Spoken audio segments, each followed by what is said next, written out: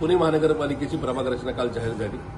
या प्रभाग रचनेचा एकूण अभ्यास केल्यानंतर भाजपने पुन्हा एकदा रडीचा डाव खेळण्याचा प्रयत्न केला हे या ठिकाणी स्पष्ट झालेलं आहे।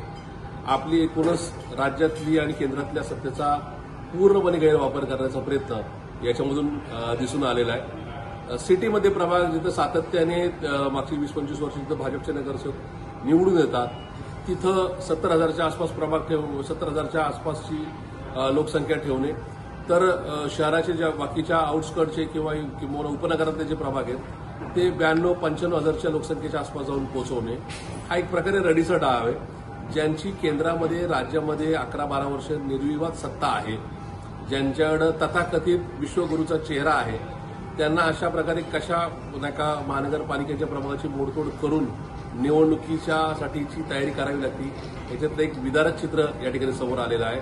खूप सारी गावं आहेत ज्याची गावठाणं तोडलेली आहेत, खूप सारे प्रभाग हे वेळेवाकडे गेलेले, 3-3 गावांच्या सीमारेषा त्याच्यामध्ये आलेल्या आहेत। अशा सगळ्या गोष्टीचा एकूणच अभ्यास करून सोमवारपासून हजारोच्या संख्येने आम्ही या सगळ्या गोष्टीला मान्य निवडणूक आयोगाकडे चॅलेंज करणार आहोत। मान्य उच्च न्यायालय, मान्य सर्वोच्च न्यायालयामध्ये सुद्धा या संदर्भातली वस्तुस्थिती सादर करणार आहोत। आमचा पुणेकरांवर प्रचंड विश्वास आहे।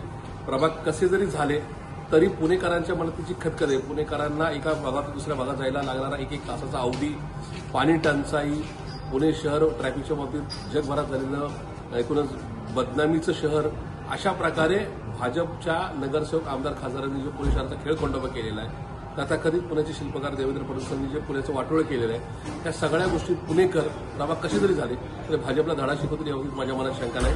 पण तरीसुद्धा जे चुकलंय ते मान्य सर्वोच्च न्यायालय निवडणूक आयोगाच्या समोर मांडून पुणेकरांना ही वस्तुस्थिती दाखवण्याचा आमचा प्रयत्न आहे।